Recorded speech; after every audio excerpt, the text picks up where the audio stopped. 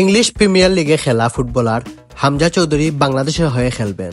25 March ভারতের বিপক্ষে খেলতে এক সপ্তাহ আগে বাংলাদেশে আসবেন। হামজার সঙ্গে অনুশীলন ও খেলার জন্য মুখিয়ে আছে দলের সদস্যরা। বাংলাদেশ ফুটবল দলের প্রাথমিক স্কোয়াডে রয়েছেন সাদউদ্দিন ও তাজউদ্দিন। সাদউদ্দিন এখন দলের অন্যতম সিনিয়র ফুটবলার, আর তার ভাই তাজউদ্দিন জাতীয় দলের পথ চলা শুরু করবে।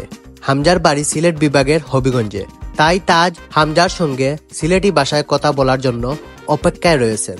তাজ বলেন, হামজা ভাইয়ের সাথে সিলেটি ভাষায় কথা বলবো, তাকে শিখাবো, যদিও উনি অনেকটা পারেন। ড্রেসিং রুম শেয়ার করব।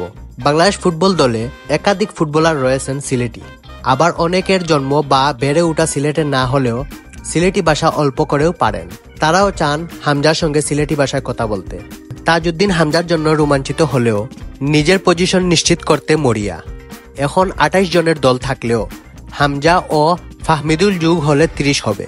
ঢাকা থেকে ভারতের উদ্দেশ্যে 23 জন স্কোয়াড নিয়ে রওনা দেবে বাংলাদেশের কোচ। প্রাথমিক দলে থাকা 7 জন বাদ পড়বেন, তাই তাজউদ্দিন আহমদের ভাবনা স্কোয়াডে জায়গা নিশ্চিত করা। তিনি বলেন, আগেও সৌদি আরবে এসেছি, অনুশীলন ভালো হচ্ছে, কোচ অনেক কিছু শিখাচ্ছেন, দলে টিকে থাকার চেষ্টা করছি। দলের অনেকদিন পর ফিরেছেন ডিফেন্ডার সুশান্ত ত্রিপুরা। সৌদি আরব থেকে বাফুফের পাঠানো এক বার্তায় তিনি লিখেন, চট কাটিয়ে আসলাম অনেকদিন পর, ভালো লাগছে।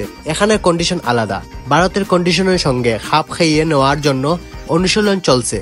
এশিয়া কাপ বাছাই পর্বে 25 মার্চ ভারতের বিপক্ষের ম্যাচের জন্য বাংলাদেশ সৌদি আরবে তায়েফে রয়েছে। তাই এই সুযোগে পবিত্র রমজান মাসে আজ বাংলাদেশ দল উমরা করতে গিয়েছে।